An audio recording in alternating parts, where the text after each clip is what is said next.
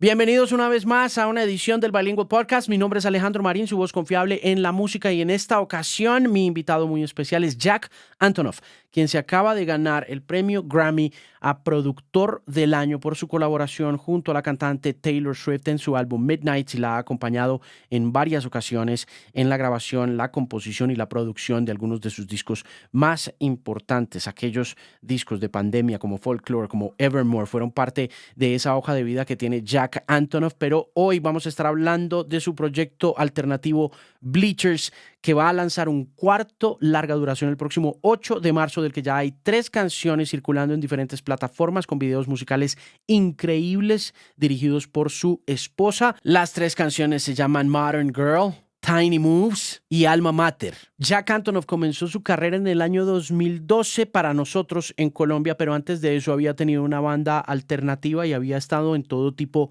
de bandas, particularmente de rock. Pero a él lo conocimos por la canción We Are Young de Fun, que fue la primera en llegar al número 1 y por lo tanto en tener una resonancia internacional en aquel momento, con el acompañamiento de una joven artista que también se ha hecho muy famosa en los últimos años en el circuito alternativo del R&B, conocida como Janelle Monáe. Antonoff ha sido clave también en el desarrollo sonoro y estético de una de las figuras más respetadas y veneradas por las nuevas culturas alternativas de la música en el mundo, la joven artista Lana del Rey, con quien también tuvo la oportunidad de trabajar en 2023 en la producción de su álbum Did You Know That There's a Tunnel Under Ocean Boulevard. Pero además ha trabajado con Lorde en su álbum Melodrama como productor en el año 2017. Tiene una hoja de vida impresionante Jack Antonoff, y nos podríamos quedar aquí haciendo un análisis muy largo y extenso de lo que eso significa para la música alternativa y su conexión con la música pop en los últimos 15 años. Pero el motivo de la conversación es su cuarto larga duración con Bleachers, una banda increíble de rock alternativo y que vuelve al ruedo en 2024 con un disco que estoy convencido de que a los fans del rock alternativo y de Bleachers, por supuesto, les va a encantar, porque en serio que muestra la finura con que Antonoff ha abordado este desafío de convertirse en el productor que marca el espíritu de una generación. Esta entrevista es una ventana al proceso creativo de Jack Antonoff con su banda Bleachers. Y a través de esa ventana vamos a explorar su relación musical con Lana del Rey, cómo su matrimonio ha influenciado las letras de estas canciones. Vamos a hablar también de esa delgada línea que hay entre la innovación y la nostalgia en este nuevo disco. Vamos a hablar también de la disputa de Universal Music Group y de TikTok. Vamos a hablar sobre por qué considera emocionantes estas épocas de música, aunque algunos críticos dicen que en realidad vivimos en épocas muy oscuras de ella. Y vamos a hablar, por supuesto, sobre por qué Jack considera que Taylor Swift, con quien ha colaborado extensamente, es la artista más grande del mundo en la actualidad.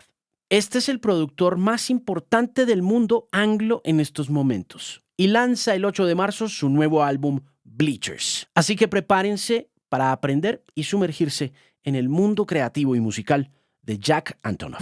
Well, congratulations on everything. It's been such an amazing career. Thank you. Tell me the history of Bleachers as a band, how you met the guys. I started the band alone and I made the first album in a very lonely way and I finished it and I was like, I need a band. This is a band. And so one of my old friends from New Jersey, who is our original drummer, started helping me find certain people to put them together. And it's evolved into this kind of incredible band that it is, and it's just the whole thing has been a crazy surprise. Like a perfect example of how Bleachers has evolved is when I first started working with Evan, who is in the band. I didn't even know he played saxophone. He came in the band to play synths, and then one day he was saying, "Oh, I can play saxophone." I didn't know he's like one of the greatest living saxophone players, and so that has obviously had a huge influence on the band. But it's just been, it's 10 years now. It's this really beautiful evolution. But you have 2 saxophones on this album, right? Yeah, so we added another one on the last album. We added a sixth member, them, Why? because I liked the interplay of I like when like things talk to each other. And it's one thing to have one saxophone, but with two, it's like they're kind of speaking to each other and they play around each other. And it's a lot like life. Like sometimes they're in sync and then sometimes they're out of sync, and sometimes they're talking, sometimes they're yelling, sometimes they're whispering. There's a lot of like it's very alive to me to hear that. How'd you come up with the idea? I mean, how does this idea grow in your head where I you don't know, it's just there. Same thing with drummers. I mean, I have 2 drummers, like, I love communication and I love community, and I just like seeing, I don't want to have a standard band, guitar, bass, drums, standard. I hear even when I record, I do things different, so I want that to be felt on stage. are there any new musical influences on this new album? Really just the band, which is also why it's self-titled. I mean, in the past, I would bring in a lot of influences and kind of wear them as armor just to get to whatever the next phase of me was. But something happened on this album where I was just like, every reference I was making was kind of from our own mythology, you know, talking about how we play something on tour, or talking about this experience, and that made me realize, oh, like I'm ready to plant this flag of a self-titled album. What role does nostalgia play in this new album? And how do you balance nostalgia and innovation? Not a lot for me because in the past I would always I always felt like I was rocketing from the past to the future, like future, and then my past and the future and the past. And for some reason on this album, I felt just right now. Um, so the whole thing is extremely present for me. It just feels very like you're sitting in a room with me when I hear it. That's what I feel like. Hmm. And I never felt that way before. Did getting married have anything to do with the songs in this album, with writing the songs? Yeah. I mean, I think that's a big theme is deepening of relationships and big commitments, getting married, the band reaching the point that it's reached. There's a lot of connective tissue between those two concepts. Let's talk about the growth of the band. You just mentioned the growth and the importance of that growth. Can you elaborate a bit on that? It's just something that you can't know until you have it. And in our world, so many things are so fast. You want something, go. You want something, go. You want something, go. You want this, go get it. And a band is just a thing that can't be faked. When you get up on stage, you just either know how to play like there's no tomorrow or you don't. And it takes so long. I've been in bands my whole life, and bands just get better and better and better and more vital. And so I'm just like proud to be in a band at this point that is at that level. What's the hardest part of being in a band? Hardest part of being in a band is, I mean, it's like a many-way marriage. So managing everyone's lives and staying on the track together. Because if you can stay on the track and you can keep it about the friendship and the music, then anything is possible, and you can play in these brilliant, brilliant ways. So that's the hardest part, is just keeping it as a unit. Tell me about your musical relationship with Lana Del Rey, who's a key part in Alma Mater. She's just one of my great musical relationships of my life. I feel like we can do anything together. Very rare to just be able to get in a room and feel like anything can come out of thin air that will thrill you. Yeah, it's so revealing.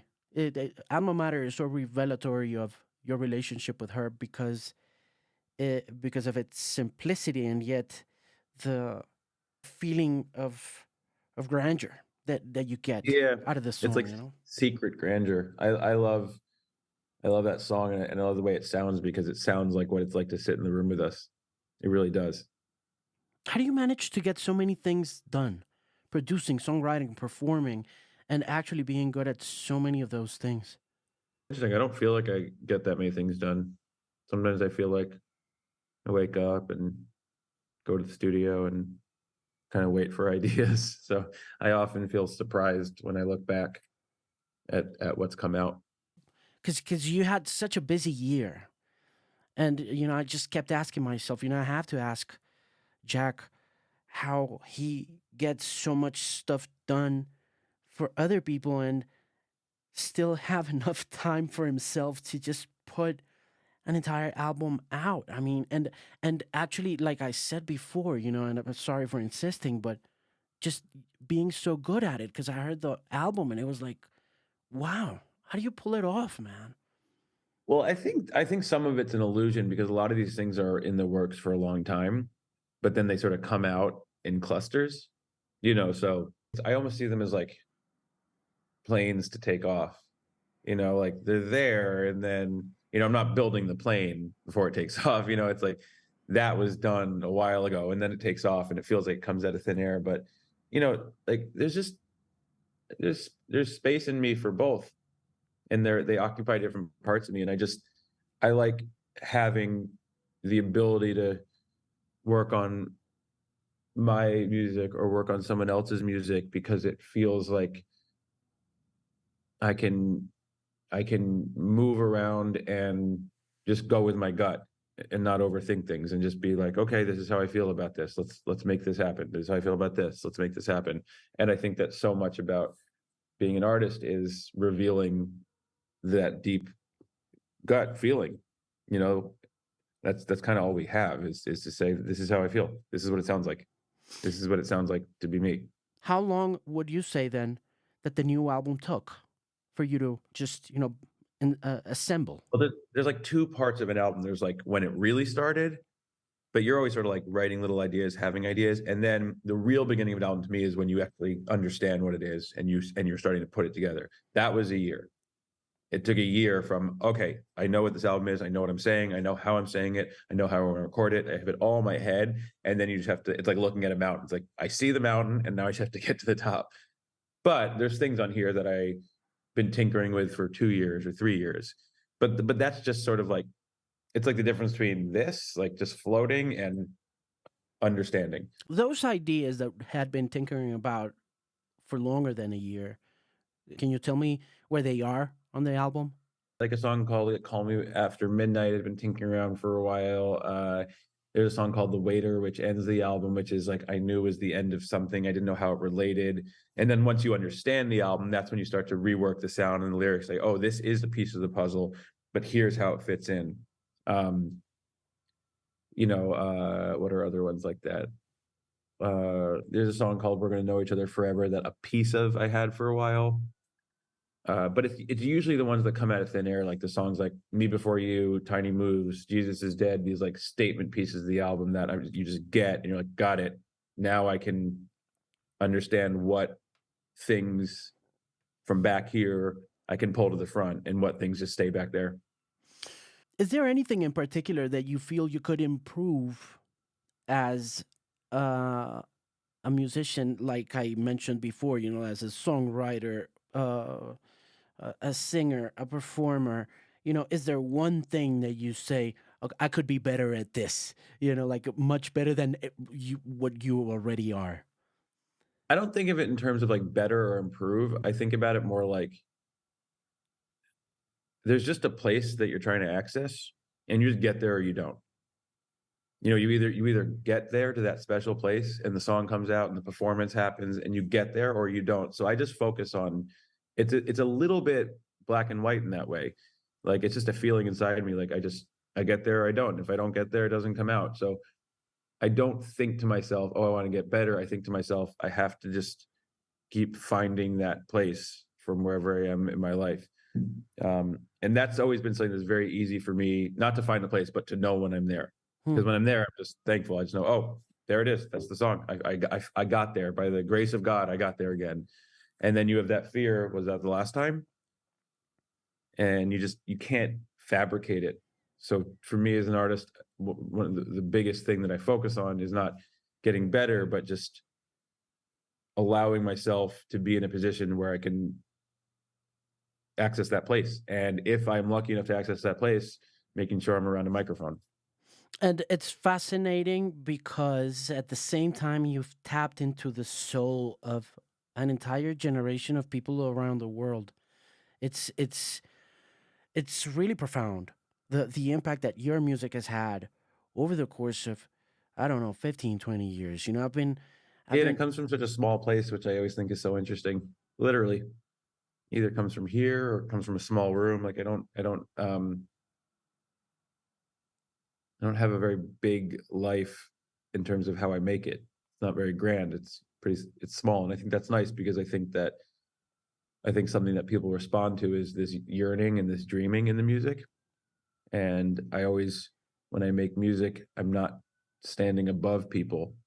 I feel myself standing with them. It's like a conversation.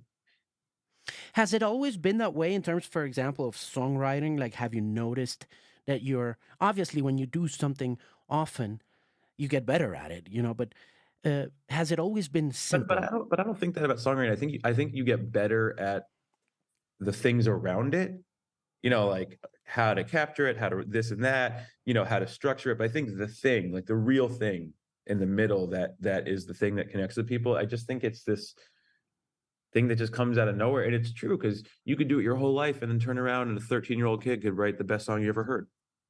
Or Bob Dylan with Rough and Rowdy Rays, that late in his life could make one of my favorite albums ever. It's so random. It's not a skill. And I think that's why some people are driven crazy by it. You can hone the skills around it. This is how I like to record my voice. This is how I like to structure things. Oh, I could try a key change here. If the verse starts on the one, maybe the pre starts on the and. You can find these little things, but they're really bullshit because the real thing deep in that is the expression of the soul that connects to people comes or it doesn't. And that's why I think a lot of people do this like fake ego thing because we're all involved in a kind of work that I can't go into a room and write you a song. I mean, I can, but it might not be a song. It might sound like a song, but it won't feel like a song. A song is something that is very, you just know it when you hear it. And, so sometimes I'm jealous of people that whose life's work, oh, I build tables. I can go and build you a table.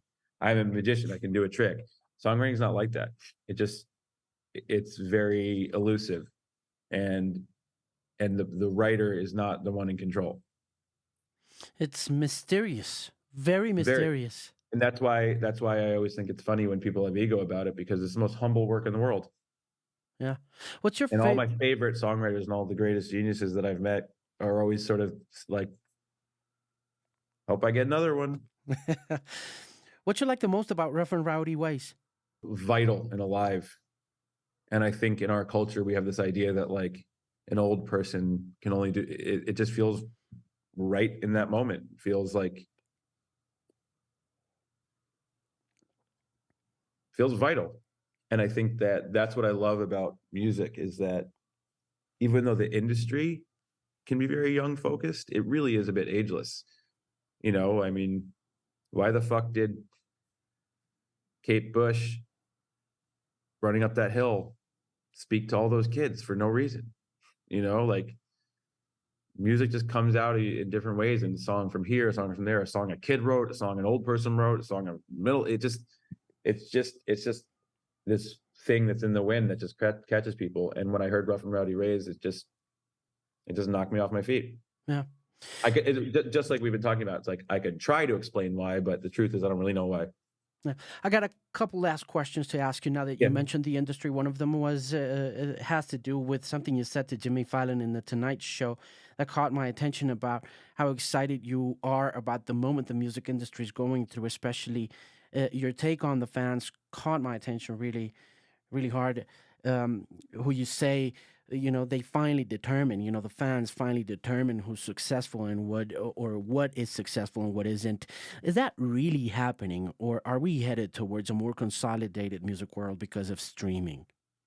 Well, I think there's always a bad side to the things, but the thing that I notice as someone who interacts with the sort of like industry side of it is over the past 10 years or 15 years, there was a lot more conversations of this is what we're going to do. And now I notice the industry saying a lot more like, let's see what the fans say.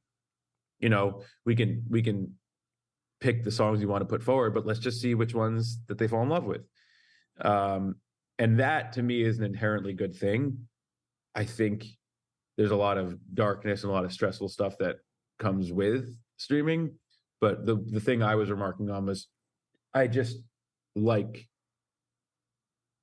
and I've noticed it with some of my own music, the power that the audience has to just wrap their arms around a song, easily. You don't have to call the radio station anymore. You can just, and it's you feel people's collective unconscious. Why did everyone just go to this weird song? And then the dark side is what the industry will do with that data and how they'll try to fuck around with people and sell them shit. But that piece of it is interesting. What's your favorite song on this album today, and why? Today, it's we're gonna know each other forever because it just feels like if you just open me up, that music would play. It feels so sad, but also hopeful and strange, and it just feels like you're in a room with me, and that's really my biggest goal. What's your take on TikTok and the whole Universal Music pulling their music out of their thing? It's classic music business stuff. It's like you have a for 5 years, every label said, "This is you have to do this, you have to do this, you have to do this." Then one day out of thin air, without alerting anyone, it was gone. I don't really know exactly what they're fighting for because the deal isn't very public, right? And I always think when we don't know the deal points, there's a reason. So all I know is this. In my lifetime in music, I know that the artist is the last person to be paid. And I think that it's a better world when we make the job of art a very honest one. And in my experience, I was told from a very young age that unless I made it very big, I would never be able to have a family. And I got very lucky, but not everyone does. So I'm just always pushing for a way that people can live their lives as an artist and don't have to have this lightning in a bottle career. And so whether the TikTok thing is good or bad, we don't know yet because we have so little information, which makes me think something fishy's going on. But what I do know is that when I see things like that and when I see artists not being included in decisions, it reminds me of how often the artist is the last person that the industry thinks of. You've been close to the success of Taylor Swift, of course, obviously. Is it about the songs? Is it Oh, just about the period. songs? She's the greatest songwriter, and no matter how successful she gets, he just keeps digging deeper and deeper and deeper. And that's the only lesson there is kind of like what we've been talking about. It's the songs, it's the songs, it's the stories, and it's the vulnerability. Thank you for taking the time. It's been a pleasure So to nice to know you. talk to you. Yeah, can't wait to come down and see you guys. I hope to. I look forward to seeing you perform here in Bogota, Colombia, South America. Take care. Take care, sir.